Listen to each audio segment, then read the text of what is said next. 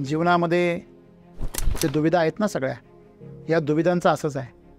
जो दुविधांमध्ये अडकला त्याने अर्ध जीवन मान्य केलेलं आहे, अर्ध जीवनाला तो नकार देतोय. तुम्ही ज्यावेळेस असं म्हणता ना हा चांगला आहे, त्यावेळेस तुम्ही एका अर्थाने असं म्हणत असता कोणीतरी वाईट पण आहे.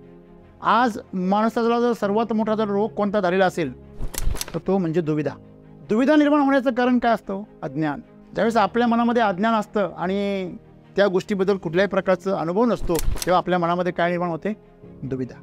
लहानपणापासून तुम्हाला संघर्ष करायची सवय असेल तर तुम्हाला संघर्ष चांगला वाटतो. लहानपणापासून तुम्हाला जर आरामशीर राहायची सवय असेल तुम्हाला आराम चांगला वाटतो. मग ते शरीर असो नाही तर मन. शरीराची प्रकृती अशी आहे, तुम्ही त्याला जेवढा ताण द्याल तेवढं ते सक्षम बनतं, तेवढं ते स्ट्रॉंग बनतं. जेवढं तुम्ही त्याचे लाड कराल तेवढं ते कमकुवत राहतं. शरीराची प्रकृती आम्ही समजून घेतली पाहिजे की त्याला तक्रारच करायला लावली पाहिजे. ते जर तक्रार करत नसेल त्याचा वापर होत नाही हे लक्षात ठेवायचं. तक्रार शरीराला करू द्या, मनाला करू देऊ नका. मनाने कधी तक्रार करता कामा नये. जे आहे ते स्वीकारलं पाहिजे. मन नेहमी शांत पाहिजे, स्थिर पाहिजे, ही त्याची प्रकृती पाहिजे. पण आमचं उलट आहे, आमचं शरीर काहीच तक्रार करतं, त्याच्या अगोदर मनच बोंबलायला सुरुवात करतं. आस्तिकांचा स्वभाव काय आहे की ते सकारात्मक पॉझिटिव्ह विचार करतात. नास्तिक काय करतात? निगेटिव्ह विचार करतात. दोघंही अनुभवणे दोघांनाही. दोघं काय करताय? हे मान्य करायला तयार नाही आहे की त्यांना मान्य नाही आहे. देव आहे किंवा नाही ही मान्य करण्याची गोष्ट नाही आहे, ही शोधण्याची गोष्ट. त्याच्यामुळे आपण नेहमी लक्षात ठेवलं पाहिजे, आपण स्वतःला नेहमी जीवनाच्या बाबतीमध्ये ओपन ठेवलं पाहिजे. कुठल्याही मान्यतेच्या बरोबर जगणं म्हणजे आपण अर्ध जीवन जगणं आहे. या जीवनामध्ये साधं शरीर तुमचं तुमच्या सत्तेने चालत नाही.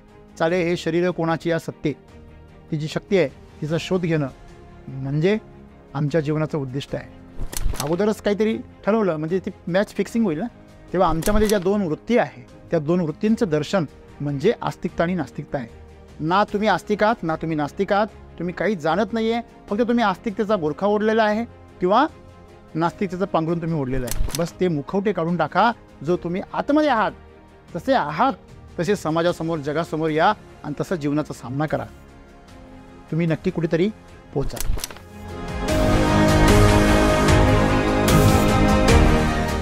मित्र, मला कोणी सांगेल का की एखादं नाणं आहे त्यांची कोणती जी बाजू आहे ती सत्य आहे? जर तुमच्याकडे पूर्ण नाणं असेल तर ते सत्य आहे, पण जर अर्ध नाणं असेल तर ते खोटं आहे. तुमची नोट जर एका बाजूने छापलेली असेल आणि दुसऱ्या बाजूने छापलेली नसेल तर ती काय आहे? नकली आहे. जीवनामध्ये जे दुविधा आहेत ना सगळ्या, या दुविधांचं असंच आहे. जो दुविधांमध्ये अडकला त्याने अर्ध जीवन मान्य केलेलं आहे, अर्ध जीवनाला तो नकार देतोय. तुम्ही ज्यावेळेस असं म्हणता ना हा चांगला आहे, त्यावेळेस तुम्ही एका अर्थाने असं म्हणत असता कोणीतरी वाईट पण आहे. ज्यावेळेस तुम्ही म्हणता हे मला आवडतं त्यावेळेस तुम्ही हे पण सांगत असता की मला हे आवडत नाही. आज माणसाला जर सर्वात मोठा जर रोग कोणता झालेला असेल तर तो म्हणजे दुविधा. हे की ते, हे बरोबर की ते बरोबर, हे करू की ते करू, ह्याचं बरोबर की त्याचं बरोबर, हा चांगला की तो चांगला. बरोबर आहे. आणि याचा सगळ्यात जास्त अनुभव येतो मुलांना जेव्हा ते 10वी होतात ना किंवा 12वी होतात. 12वी नंतर पुढे काय? हां, कुठेही जाय. आर्टवाल्यांचं असंच असतं, कुठेही जाय. त्यांना मार्क्स कमी पडलेले ते काय म्हणता? बाबा जिथे नंबर लागेल तिथे जाय. बरोबर आहे. पण ज्यांना मार्क्स असतात त्यांची मोठी तारांबळ होते, कुठे जायचं? बरोबर आहे. दुविधा असते मनामध्ये. दुविधा निर्माण होण्याचं कारण काय असतं? अज्ञान. ज्यावेळेस आपल्या मनामध्ये अज्ञान असतं आणि त्या गोष्टीबद्दल कुठल्याही प्रकारचा अनुभव नसतो तेव्हा आपल्या मनामध्ये काय निर्माण होते? दुविधा. अजून कुठे दुविधा निर्माण होते? जेव्हा एकाच वेळेस आपल्याला 2 नोकऱ्यांचे कॉल येतात. हे करू की ते करू, किंवा एक नोकरी करत असताना दुसऱ्या नोकरीचा कॉल येतो. मग बरेच जण व्यावहारिक हिशोब करतात. हां, ही किती आहे? 20,000. इकडे किती आहे? 30,000. चला तिकडे. असं झालं. काही जण कम्फर्ट बघतात. नाही, ही नोकरी अरे माझ्या शहरामध्ये आहे, ती नोकरी मला परदेशामध्ये जावे लागणार आहे, दुसऱ्या म्हणजे दुसऱ्या शहरात जावं लागणार आहे. मग नको, मग जाण्या येण्यातच माझे तेवढे पैसे खर्च होणार आहे, एवढे माहिती तिथं वाचणार आहे, मग ते नाही जाते. ते व्यावहारिक हिशोब. काही जणांना आपल्या कुटुंबात समवेत राहायचं म्हणून नाही जायचं. काही जण आळशी असतात. ठेविले आनंद तैशीचे राहावे. चित्ती असू द्यावे समाधान. एवढं एकच त्यांना मंत्र माहिती असतो. तेवढ्या अभंगाबरोबर जगतात, पण त्यांना हे माहिती नाही की त्यांचा पुरुषार्थ कुठेतरी कमी पडतोय. त्यांनी जर पाहिलं अरे एखाद्याचं प्रमोशन होतं आहे, एखाद्याचं काय कौतुक चाललं आहे, तुमचं नाही बरं आहे, तुमचं बरं आहे, आम्ही पण समाधानी आहे. हां, तुम्हाला असं उदाहरण सांगतो, कितीही पळा दोन्ही पाय सोबतच असतात. तुम्ही किती पैसे कमवा, पण शेवटी तुम्हाला काय पाहिजे? समाधान, जे माझ्याकडे आत्ताच आहे. तर मित्रांनो, या सगळ्यांमध्ये गंमत आहे, हे सगळेजण कुठे ना कुठे काय करताय, काही महत्त्वाची गोष्ट मिस करतात. हा समाधानी असल्याचं नाटक करतोय, बस एवढंच गोष्ट आहे. आणि ज्याने खरंच मिळवलंय तो पण समाधानी नाही आहे. का नाही आहे? त्याचं उत्तर आजच्या संदेशामध्ये. माणसं मला सांगा, निवड कशी करता? जे आपल्या सवयीचं आहे ते त्यांना योग्य वाटतं, जे आपल्या सवयीच्या विरुद्ध आहे ते आपल्याला त्याला कसं वाटतं? नको वाटतं. म्हणजे तुम्ही तुमच्या सवयींचे काय झालेले? गुलाम. लहानपणापासून तुम्हाला संघर्ष करायची सवय असेल तर तुम्हाला संघर्ष चांगला वाटतो. लहानपणापासून तुम्हाला जर आरामशीर राहायची सवय असेल, तुम्हाला आराम चांगला वाटतो. मग ते शरीर असो नाही तर मन असो. पण आम्ही ना शरीराची प्रकृती जाणली ना मनाची प्रकृती समजून घेतली. जोपर्यंत आम्ही शरीराची आणि मनाची प्रकृती समजून घेत नाही, जोपर्यंत आपण गाडीचे गिअर समजून घेत नाही, तोपर्यंत तुम्ही गाडीचे गिअर तोडणार. उलटे पालटे गिअर टाकून तुम्ही खाड खूड आवाज काढणार. आणि ज्यांनी ती बिचाऱ्यांनी तुम्हाला गाडी दिली त्याच्यावर काय करून ठेवणार? अपकार करून ठेवणार. त्यांनी उपकार केला, तुम्ही अपकार करणार, बिघडून त्याच्या हातात देणार. नाही रे, मी लावली तेव्हा बरोबर होती. मित्रांनो, हे का घडतं? सवय. आम्ही प्रकृती समजून घेत नाही, आम्ही सवयीच्या मागे पळतो.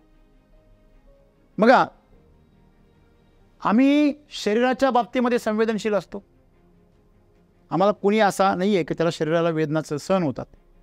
पण तुम्हाला खरी गंमत माहिती आहे? शरीराची प्रकृती अशी आहे, तुम्ही त्याला जेवढा ताण द्याल तेवढं ते सक्षम बनतं, तेवढं ते स्ट्रॉंग बनतं. जेवढं तुम्ही त्याचे लाड कराल तेवढं ते कमकुवत राहतं. हा गुणधर्म कोणाचा आहे? शरीराचा. तुम्ही मातीला जेवढं धोपटाल तेवढी ती माती चिकन बनते, ताकदवर बनते. आणि जेवढी तिला अशी कोमल सांभाळाल तेवढी ती भरभरीत राहते. तोच गुणधर्म आहे. जेवढं पाणी उंचावरून खाली आपटेल तेवढं ते जास्त जिवंत होतं. म्हणजे जेवढं ते जागच्या जागीत पडतं ते मुरदाड असतं. मग हे जे शरीर आहे, ह्या शरीराचा गुणधर्म असा आहे, त्याची प्रकृती अशी आहे, त्याला तुम्ही वापरा. तुम्ही त्याला जेवढं वापराल त्यांनी तक्रार केली पाहिजे. हो, शरीराने जर तुमच्या तक्रार करत नसेल तुमचं शरीर की मला वेळेवर खायला मिळत नाही, मला वेळेवर झोप मिळत नाही, मला पुरेसा माझा आराम मिळत नाही, माझं इथं दुखतंय, माझं तिथं दुखतंय. सद्गुरू तर असं म्हणता, तुम्ही संध्याकाळी असे झोपले पाहिजे की मेले पाहिजे. बेडवर तुम्ही असे पडले पाहिजे की तुमचं शरीर जाग्यावर मेलच पाहिजे. नाहीतर इकडून बुळबुळ होते, तिकडून बुळबुळ होते, ह्या कुशीवरून त्या कुशीवर मोबाईल बघ, अमुक बघ, इकडे फेऱ्या मार, तिकडे फेऱ्या मार, याला कॉल कर, त्याला झोपच येत नाही. शेवटी खा गोळ्या. असे भरपूर महाभाग आहेत या पृथ्वी तलावर. झोप येत नाही त्यांना. फार सोपा उपाय. तुमच्यापैकी जर कोणी असा असेल की त्याला झोप येत नाही, सिंपल गोष्ट आहे, शारीरिक मेहनतीचं काम करा. शरीर तुमचं थकत नाही ही समस्या आहे, त्याचा पुरेसा वापर होत नाही ना. जोपर्यंत तुम्ही शरीराचा वापर करत नाही तोपर्यंत, ते तक्रार करत नाही तोपर्यंत तुम्ही त्या शरीराकडून सार्थक काहीच घडून करू शकत नाही. असा माणूस जो ज्या माणसाचं शरीर तक्रार करत नाही तो निरोगी असूच शकत नाही. मी माझं उदाहरण सांगतो की जेव्हा आम्ही नवीन नवीन ग्राउंड सुरू केलं, प्राणायाम, योगा, त्याच्यानंतर क्रिकेट, आता माझ्या वयातली माणसं रिटायर होतात या सगळ्यातून. मी तिथून करिअर सुरू केलं. पहिले 3 महिने त्रास व्हायला लागला. किती त्रास व्हायचा? ग्राउंडवरून आल्यानंतर 1 ते 1.5 तास एवढा पेन व्हायचा, असं वाटायचं हे शरीर राहून असं आपटावं कुठंतरी. असं एकदम फण फण फण पण एखादा विंचू चावल्यावर कसे ठणके बसतात असे ठणके बसायचे. नंतर 1 महिना बरं वाटलं, परत 6 महिने सुरू झाला. 1 आणि 2 दिवस नाही, असा पेन की पेन किलर खाल्ल्याशिवाय माणूस झोपणार नाही, पडणार पण नाही, सुस्त पडून जायचो असं. पण तो पहिला 3 महिन्याचा, नंतर 6 महिन्याचा, परत 3 महिन्याचा, असा एवढा 12 महिन्याचा पिरियड गेला. आता कुठेच माझं अंग दुखत नाही. मला आठवलं की 40 वर्षांनी, पहिल्या 20 वर्षांनी जेव्हा गरुड आपली चोच फोडतो आणि पंख उपटतो, पुन्हा त्याला नवीन 20 वर्षाचं आयुष्य प्राप्त होतं. पण त्यावेळेस त्यांनी जर माघार घेतली तर तो मरून जातो. आपल्या शरीराच्या बाबतीत तेच आहे. मी भरपूर प्रयोग करत असतो. शरीराच्या बाबतीमध्ये, प्रयोग करण्याच्या बाबतीमध्ये मी फार वेडा माणूस आहे. विविध प्रयोग करत असतो शरीरावरती. काय करतं शरीर, कसं बिहेव करतं. ज्यावेळेस माझा अंगठा तुटला असेल, खेळताना पूर्ण तुटून पडला असेल, किंवा जेव्हा मी छातीवर पडलो, इथं पडलो होतो, त्यावेळेस पूर्ण हे शरीर फ्रॅक्चर झालं होतं. आतमध्ये मायक्रॉनमध्ये भरपूर फ्रॅक्चर झाले होते. तेव्हा तर अशी कंडिशन होती की हात याच्यावरती जातच नव्हता, एवढाच वरती व्हायचा. तेव्हा मला वाटतं आम्ही दिल्लीचा दौरा केला, माझा हात वरतीच नव्हता होत. कपडे घालणे हा विषयच नाही. किती दिवस? 3 महिने. पण कुठला एक्सरे नाही, कुठले उपचार नाही, कुठलं बँडेज नाही, कुठलं बॉन्डिंग नाही. कारण मला माहिती आहे ह्या शरीराचं काय होणं आहे, काय करू शकतो. बरोबर आहे. आणि म्हणून मला सांगायचं काय, शरीराची प्रकृती आम्ही समजून घेतली पाहिजे, की त्याला तक्रारच करायला लावली पाहिजे. ते जर तक्रार करत नसेल त्याचा वापर होत नाही, हे लक्षात ठेवायचं. मनाला तकलीफ नाही झाली पाहिजे, हे मात्र खरं आहे. मनाला तकलीफ नाही होऊ दिली पाहिजे. आमची गंमत वेगळी आहे. आमचे शरीर तक्रार करत नाही, आमचं मन तक्रार करतं. तक्रार कोणी केला पाहिजे आणि करतो कोण? मन. हेच चुकतं आमचं. तक्रार शरीराला करू द्या, मनाला करू देऊ नका. मनाने कधी तक्रार करता कामा नये. जे आहे ते स्वीकारलं पाहिजे मनाने. मन नेहमी शांत पाहिजे, स्थिर पाहिजे, ही त्याची प्रकृती पाहिजे. पण आमचं उलटं आहे. आमचं शरीर काहीच तक्रार करतं, त्याच्या अगोदर मनच बोंबलायला सुरुवात करतं. अरे मरशील, अरे तुटल, एकच आहे तुला हात. या शरीराचं सर्वात मोठं दुश्मन कोण आहे? मन आहे. हे लक्षात ठेवा. त्याला आम्ही संरक्षक म्हणतो, पण ते दुश्मन आहे. आणि सद्गुरू आम्हाला आज तेच सांगताय. हे जीवन आम्ही असं दुभंगलंय, हे चांगलं ते वाईट, असं आम्ही एक कल्पना, एक धारणा तयार केल्या. तशाच धारणा देवाच्या बाबतीमध्ये. आम्ही लहानाचे मोठे झालो तर याच्यापैकी बरेच जण आहे का ते हा देव आहे असं म्हणतात. आपण प्रश्न विचारतो ना इंटरव्ह्यूमध्ये, तुम्हाला काय वाटतं देव आहे? तर काही जण लिहितात हा आहे. मग मी त्याला प्रश्न विचारतो, कुठे भेटला तुला? तो म्हणतो सर असं कसं आहे, लोक मानतात देवळामध्ये देव आहे. म्हटलं तुला कधी भेटला का नामदेवासारखा, संत नामदेवासारखा? तो म्हणतो नाही सर, पण मी असं ऐकतो, म्हणजे ठेवतो विश्वास मी त्याच्यावर.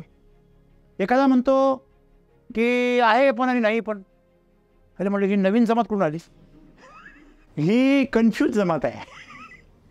त्यांचे फ्यूज जे आहे ते समाजाने किंवा त्यांच्या घरच्यांनी उडून दिलेले आहे. शरीर बनवलं प्रकृतीने, पण मन तर तुम्ही बनवलं ना तुमचं. मग ते मन तुमच्यासारखं तर असायला हवं, ते तर कमीत कमी निरोगी असायला हवं. जो तळ्यात पण नाही, जो मळ्यात पण नाही, तो कुठे आहे? एक पाय तळ्यामध्ये, एक पाय मळ्यामध्ये. फुल और काटेमध्ये अजय देवगणनी पहिला एंट्री सीन केला होता 2 मोटरसायकलवरती. समजा तुम्ही मोटरसायकल अशा गेल्या, मग जरासंग होईल ना त्याचा. त्याची जरा जे आहे, शरीर जे आहे ते दुभंगेल. एक तुकडा इकडे, एक तुकडा इकडे. आणि मग हे फ्यूज ज्यांचा उडाले त्यांची अवस्था अशीच आहे.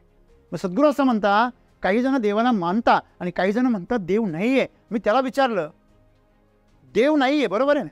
तू म्हणतो देव नाही आहे. मग हे जे पूर्ण सृष्टी आहे ही कशी चालते? कशी चालते? हे शरीर आहे तुझं, हे कसं चालतं? हे गेल्यावर त्यातलं काय जातं तुम्ही नाही सांगतायत. बरोबर आहे. त्याला विचारलं इथे हवा आहे का? तो म्हणतो आहे. कशावरून? तो नाही, काय माझ्या शरीराला लागते. बरोबर आहे ना? दिसलंच पाहिजे, अनुभवाला आलं तरी ते आहे. बरोबर आहे. अशा अनेक गोष्टी आहेत ज्या आपल्या आकलनाच्या काय आहे पलीकडे. लक्षात आलं? म्हणजे अशा कितीतरी गोष्टी आहे. आज आम्ही बघतो की अन्न पाण्याशिवाय माणूस जगू शकत नाही. मग दादा गुरु कसे काय 1400 दिवस झाले फक्त पाण्यावर आहे, ते तरी पाणी पिता. असे काही साधू आहेत का ते पाणी पण पित नाही, जिवंत कसे काय? दादा गुरूंची तपासणी केली एका युनिव्हर्सिटीने, दवाखान्यामध्ये. काहीच नाही सापडलं. त्यांच्या शरीरामधली ग्लुकोज लेवल डाऊन पण होत नाही, अप पण होत नाही, काहीच नाही. त्यांना पळून आल्यानंतर विचारलं, ते तपासलं तरी काहीच बदल नाही. हे काय सांगता गोष्टी आम्हाला, की आज आम्ही एखादी गोष्ट मान्य करणं, एखादी गोष्ट न करणं, या दोन्ही गोष्टीसुद्धा काय आमच्या मान्यता आहे, आमचा अनुभव नाही. बरोबर आहे. तुम्ही कधी देव पाहिला का? बरोबर की नाही पाहिला. मग तुम्ही कधी देव नाही असं सिद्ध करण्यासाठी तुमच्याकडे काय प्रमाण आहे? तुम्ही देव नाही कधी सिद्ध करू शकता? देव आहे असं मान्य केलं तर. एखादी गोष्ट नाही आहे तुम्ही कधी सिद्ध कराल? समजा माझ्या हातामध्ये 200 रुपयाची नोट नाही आहे, असं कसं सिद्ध करणार? आता नाहीच आहे ना, सिद्ध कसं करणार? जर आधी होती तर नाही आहे असं सिद्ध होऊ शकतं. काय वाटतं तुम्हाला? आणि म्हणून सद्गुरू असं म्हणता की आस्तिकांचा स्वभाव काय आहे, की ते सकारात्मक पॉझिटिव्ह विचार करतात. नास्तिक काय करता? निगेटिव्ह विचार करतात. दोघंही अनुभवणे दोघांनाही. दोघं काय करताय?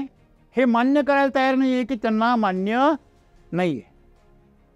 देव आहे किंवा नाही ही मान्य करण्याची गोष्ट नाही आहे, ही शोधण्याची गोष्ट. ही गोष्ट कशाची आहे? शोधण्याची गोष्ट आहे. समजा एखादी गोष्ट माझ्याकडे आहे, मी सांगितलं की एकदा एका माणसाच्या हातामध्ये पोपट होता, जिवंत पोपट, आणि त्याने त्याचा मान हातामध्ये धरली, पाठीमागे धरला आणि समोरच्याला विचारलं, सांग हा जिवंत आहे का मेलेला आहे? आता जर तू ओळखलं तर मी तुला बक्षीस देईल 1000 रुपयाचं, आणि जर तू नाही ओळखलं तर तू मला 1000 रुपये द्यायचे. आली का पंचायत? मिळणार इथपर्यंत ठीक आहे, पण द्यायचे म्हणल्यावर रिस्क केला. पण मित्र आहे, पैज लावली, मग आता काय करणार? तुम्ही जर म्हटले जिवंत आहे तर तू काय करणार? मुंडी पिळगळणार आणि मेलेला दाखवणार. त्याच्या हातात आहे ना ते सगळं. आणि तुम्ही जर मेलेला आहे तर तो जिवंत दाखवेल. करायचं काय? हे असं आहे का? ईश्वर आहे किंवा नाही हे आस्तिकांनी नास्तिकांनी पोपट हातात धरल्यासारखं आहे. म्हटलं तर नास्तिकांनी, म्हटलं तर आस्तिक. मान्यता आहे. जोपर्यंत तुम्ही त्याचा समोर अनुभव करत नाही तोपर्यंत तुमच्यासाठी आहे पण नाही आणि नाही पण नाही, दोन्ही गोष्टी आहे. त्याच्यामुळे आपण नेहमी लक्षात ठेवलं पाहिजे, आपण स्वतःला नेहमी जीवनाच्या बाबतीमध्ये ओपन ठेवलं पाहिजे. कुठल्याही मान्यतेच्या बरोबर जगणं म्हणजे आपण अर्ध जीवन जगणं आहे. शरीर म्हणजे मी आहे हे अर्ध जीवन आहे, मन म्हणजे मी आहे हे अर्ध जीवन आहे. आणि म्हणून सद्गुरू असं म्हणता, मी शरीरही नाही आणि मी मनही नाही. मग मी कोण आहे? शोध. शोध ना तू कोण आहे. हे पण नको म्हणून मी आत्मा आहे. मग तू कल्पना करशील एक ज्योत आली आतमध्ये घुसली. सिनेमॅटिक फिलिंग फार येतं लवकर तुम्हाला. तुम्ही कुठलीही गोष्ट आज आपण यूट्यूबवर बघतो, SCT वैदिकचे असे खतरनाक रिझल्ट आहे, ते म्हणता हे फेक आहे. हां, दुसऱ्यांना म्हणतो याच्यामध्ये काहीतरी मेक आहे. हां, SCT वैदिकचे रिझल्ट्स हे तुम्ही मान्य किंवा अमान्य करणं चुकीचं आहे. अनुभव घ्या. काय अनुभव घ्या? जसं तुम्ही आहे, तुम्ही शरीर नाही आहे आणि मनही नाही आहे, तर तुम्ही कोण आहात हे तुम्ही शोधलं पाहिजे. आणि त्या शोधालाच काय म्हटलेले? साधना म्हटलेले, तप म्हटलेले, योगा म्हटलेले. आम्ही ते करत नाही. आम्हाला सगळं काही उसणं पाहिजे, ऐकतं पाहिजे. अहो देव आहे का? आहे ना. हा मग बरं ठीक आहे, चांगलं आहे, चांगलं आहे. एखादा म्हटलं देव नाही आहे, नाही आहे, कटकट म्हटली. पूजा अर्चा करा, हे करा, प्रार्थना करा, आरत्या करा. कोणी सांगितलं एवढे उद्योग? असं आहे. देव नाही आहे हे कोण म्हणतं? जे आळशी ते म्हणतं. बघा, सगळ्यांचे सगळ्या प्रकारचे तर्क आहेत. आळशी काय म्हणतो? सगळं देव करतोय ना, मग देईल हरी खाटेवरी. आपण काही करायची गरज नाही. आलं लक्षामध्ये? म्हणजे तुम्ही सर्वात महत्त्वाची गोष्ट ही ठरवली पाहिजे जीवनामध्ये, की मान्यतांच्या आधारे जीवन जगलं नाही पाहिजे. कुठल्याही गोष्टीचा आम्ही काय घेतला पाहिजे? अनुभव घेतला पाहिजे. मग एखादा असं म्हणेल, सर मग विष प्यायचा पण अनुभव घ्यायचा का? दारू प्यायचा पण अनुभव घ्यायचा का? प्रत्येक गोष्टीचा अनुभव घ्यायचा का? नाही. ज्या गोष्टी आमच्या समोर घडतात त्या गोष्टींतून आम्ही अनुभव घेऊ शकतो, त्याचा आम्ही साक्षात्कार करतो. प्रत्येक गोष्ट अनुभवतच जातं असं नाही. आता तुम्ही तरुण आहात, तुम्हाला मी म्हटलो चला म्हातारपणाचा अनुभव घ्या, घेऊ शकता का? नाही घेऊ शकत. हा, तुम्हाला हे विचारलं बालपणी तुम्ही कसे होता तर आठवा बरं, तुम्ही आठवू शकता, परंतु तुम्ही म्हातारपणाचा अनुभव नाही घेऊ शकत.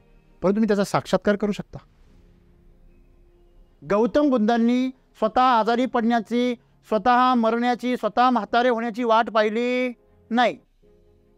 पाहिली का? नाही पाहिली. मग काय केलं? साक्षात्कार केला. आपण म्हणतो ना दुसऱ्याच ठेचा मागचा, पुढच्याच ठेचा बसल्यावर मागचा काय होतो? शहाणा होतो. हे शहाणपण आमच्याकडे असलं पाहिजे आणि त्या शहाणपणासाठी आम्ही तयार असलो पाहिजे. मग खरा जो पारमार्थिक माणूस आहे तो देवाला मानत पण नाही आणि देवाला नाकारत पण नाही. तो जे आहे ते काय करतो? स्वीकार. नाही तर मग काय होतं? आस्तिक माणसांची मोठी पंचायत होते हो. जेव्हा तो पूजा प्रार्थना आराधना करतो, जेव्हा तो एखाद्या ठिकाणी परमेश्वराला वरदान मागतो आणि काहीतरी कौल लावतो परमेश्वराला आणि तो जर त्याच्या विरोधात गेला किंवा तो जर फसला तो लगेच नास्तिक होतो रात्रीतून. तुमचं काय खरं नाही देवाचं. हा नारळ घेऊन जातो फोडायला, तो सांगतो जर माझ्या मुलाचं जर परीक्षेमध्ये पास झाला तर तुला मी सत्यनारायणाची पूजा घालेल, 1001 रुपये काय करेल तुझ्या पेटीमध्ये टाकेल. 1001 रुपयामध्ये विकत घेतला देव. देवाचा सुद्धा हिशोब पैशात आहे. हां, जसं काही त्यांनी तिला कोणी CA ठेवलेलं आहे, कॅशियर वगैरे. हे सगळे आपली नाटकं आहेत हो. आपल्याला पैसे महत्त्वाचे वाटतात मग आपण पैशाला महत्त्व देतो. आपल्याला काहीतरी कर्मकांड महत्त्वाचं वाटतं म्हणून आम्ही कर्मकांड करतो. हे चुकीचं बरोबर हा मुद्दाच नाही आहे. मुद्दा काय आहे की जीवन जसं आहे तसं त्याला स्वीकारणं म्हणजे तुम्ही जीवनामध्ये आध्यात्मिक आहात. नाही तर तुम्ही आस्तिक असले काय नास्तिक असले काय, दोन्हीही एकाच नाण्याच्या विरुद्ध बाजू आहेत. नाणं खोटंच आहे ते. जोपर्यंत प्रचंड किंमत मोजायची तयारी तुमच्यावर येत नाही ना, तो पण तुम्ही खरे आस्तिक का नास्तिक तुम्हाला कळतच नाही. एका क्षणात तुमचं अस्तित्व नास्तित्व संपून जातं. किती पण नास्तिक माणूस असू द्या, त्याच्या व जेव्हा स्वतःवर किंवा त्याच्या परिवारावरती जन्म मरणाची वेळ येते ना, तो म्हणतो अरे कदाचित देव असेल, काय शंका भरोसा नाही, पूजा करून टाक, म्हणतो की नाही. बघा आजकाल लोक बघा किती पण शिकलेले सुशिक्षित लोक असू द्या, जर मुलाचं लग्न किंवा मुलीचं लग्न किंवा काही नोकरी जर होत नसेल तर शेवटचा पर्याय म्हणून विधी करून टाक, करता की नाही. असं आस्तिकत्व तुम्हाला कुठेही घेऊन जाणार नाही. तुमच्या गरजेनुसार तुम्ही आस्तिक बनाल, गरजेनुसार नास्तिक बनाल, याला कवडी मोलसुद्धा किंमत नाही ना. त्या प्रार्थनांना किंमत आहे ना, पूजा अर्चेला किंमत आहे ना, तुमच्या त्या कर्मकांडाला किंमत आहे, तीर्थाटनाला किंमत आहे. किंमत कधी आहे? जेव्हा तुम्ही समर्पित आहात. हे परमेश्वरा किंवा हे प्रकृती, हे निसर्गा, तुला जे करायचं ते कर, मी तुझ्या कृतीमध्ये सहभागी आहे. म्हणजे काय हो, आज त्यांनी तुम्हाला सुख दिलेलं आहे, सुखात डुबा. त्यांनी तुम्हाला दुःख दिलं आहे, त्याच्यातून शिका, मजबूत व्हा. ना दुःखाची तक्रार करा ना सुखामध्ये माज करा. सोपं आहे ना. तुमच्या अनुकूल घडलं तर उड्या मारू नका, अहंकार करू नका, आणि तुमच्या मनाविरुद्ध घडलं तर खचून जाऊ नका. अमृत भेटलं तर प्या, विष भेटलं तर प्या. म्हणून तर त्याला महादेव म्हणतो आम्ही. आमचा देवांचा देव स्वतः अमृतम आहे म्हणून तो विष पचू शकला. हॅलो, स्वतः अमृतमय आहे म्हणून विष पचू शकला. अमृतच विष पचू शकतं, दुसरं कोणी विष पचू शकत नाही. म्हणून दोन्ही एकच आहे. लक्षामध्ये, गंगाधर ही शक्तिमान आहे. हे मी नेहमी सांगतो. का सांगतो? कारण मालिका संपत आली तोपर्यंत कळत नाही गंगाधर कोण आणि शक्तिमान कोण. किमान त्या हिरोईनला तर कळतच नाही. बरोबर आहे ना. म्हणजे माणसांच्या मनातल्या दुविधेचं अतिशय सुंदर उदाहरण तिथे दिलेलं आहे. कळतं? तेव्हा आमच्यामध्ये ज्या दोन वृत्ती आहे त्या दोन वृत्तींचं दर्शन म्हणजे आस्तिकता आणि नास्तिकता आहे. ना तुम्ही आस्तिक आहात ना तुम्ही नास्तिक आहात. तुम्ही काही जाणत नाही आहे. फक्त तुम्ही आस्तिकतेचा बोरखा ओढलेला आहे किंवा नास्तिकतेचं पांघरून तुम्ही ओढलेलं आहे. बस ते मुखवटे काढून टाका. जो तुम्ही आतमध्ये आहात तसे आहात तसे समाजासमोर जगासमोर या आणि तसं जीवनाचा सामना करा. तुम्ही नक्की कुठेतरी पोचाल. बरोबर आहे? नाही तर तुम्ही जर असे जर चेहऱ्यावर चेहरे जर ओढायला लागले, तुम्ही कुठेच पोचत नाही, आहे की नाही? नाही तुम्ही लोक पाहिले असतील, जर समजा समोरून समाज माळकरी असेल तर पुढारी लोक लगेच गाळ्यात माळगात, समोर जर यंग असेल तर लगेच टी शर्ट घालून या. तुम्ही ऑब्झर्वेशन करा. म्हणजे हे राजकारण आहे, ही राजनीती आहे. म्हणजे आम्ही देवाच्या बाबतीत सुद्धा काय करतो? राजनीती करतो. जगाला फसवतो तो फसवतो, स्वतःला देखील फसवतो. नाही मी सात्विक आहे, मी आस्तिक आहे, मी देवाला मानतो. नाही नाही, मी देवाला काय वगैरे मानत नाही, हे जे काही मी करतो माझ्या कर्तृत्वाने करतो. खरं एक खोटं आहे असं होतं ना. आणि म्हणून आपण एक लक्षात ठेवलं पाहिजे, या जीवनामध्ये साधं शरीर तुमचं तुमच्या सत्तेने चालत नाही. चाले हे शरीर कोणाची या सत्ते, ती जी शक्ती आहे तिचा शोध घेणं म्हणजे आमच्या जीवनाचं उद्दिष्ट आहे. अगोदरच काहीतरी ठरवलं म्हणजे ती मॅच फिक्सिंग होईल ना. आज लोक मॅच फिक्सिंग करून जीवन जगता, आणि जेव्हा पण तुम्ही मॅच फिक्सिंग करून जीवन जगता तो पण जीवनामधला तुमचा रस निघून जाणार. लक्षामध्ये. म्हणून मॅच फिक्सिंग करू नका. मॅच जशी चाललेली आहे तशी चालू द्या. मला सांगा, जसं आम्ही मॅच बघतो आणि एक दुसरा देश असतो, एक आपला देश असतो, आपल्याला नेहमी काय वाटतं मनातून? आपला देश जिंकव, आपला देश जिंकव. म्हणजे तुम्ही खेळाडूच नाही, तुम्हाला खेळ पाहायची अक्कल नाही. कशावरून? खेळ जिंकला पाहिजे. जो चांगला परफॉर्मन्स करेल तो जिंकेल. तुम्हाला खेळाचा आनंद मिळाला पाहिजे, माझ्या देशाचा किंवा माझ्या खेळाडूचा नाही. यालाच अज्ञान म्हटलेलं आहे. चुकून तुम्ही जर दुसऱ्या देशात जन्माला आले असते मग तेव्हा म्हणले असते का भारत जिंकला पाहिजे? खेळ जिंकला पाहिजे. आणि खेळ जिंकून आपले धुरंधर त्याच्यामध्ये कसे असले पाहिजे? पुढे असले पाहिजे, तर त्याच्यामध्ये आनंद आहे. काय वाटतं? नाही तर एखादा आऊट जरी झाला तरी नाही हा नॉट आऊट द्यायला पाहिजे. बरोबर आहे? म्हणजे उद्दिष्ट काय ते महत्त्वाचं आहे. आणि म्हणून हा जीवनाचा जो खेळ आहे, या खेळामध्ये आम्हाला ना आस्तिक व्हायचं आहे ना नास्तिक व्हायचं आहे, आम्हाला जीवनाचा आनंद घ्यायचा. आम्ही जीवनाचा आनंद घेण्यासाठी इथं आहोत. आणि देव जर असेल तर तो आम्हाला कुठेतरी भेटेल. बरोबर आहे? आणि त्याच्या भेटण्यासाठी आम्ही आधीच ते ठरवलं नाही पाहिजे. आणि आधीच ठरवल्यामुळे सगळे गोंधळ तयार झाले. कोण येशू ख्रिस्तांना शोधतोय, कोण अल्लाला शोधतोय, कोण परमेश्वराला शोधतोय. सगळेजण ओ माय गॉड म्हणताय, हां, पण कोणालाच गॉड लागत नाही, आहे की नाही? सगळ्यांचं तोंड कडू आहे. जोपर्यंत तुमच्या मर्यादा सोडून तुम्ही पुढे जात नाही तोपर्यंत तुम्हाला खऱ्या अर्थाने ईश्वराचं दर्शन होणार नाही. हे त्याच्या पाठीमागचं सत्य आहे. धन्यवाद.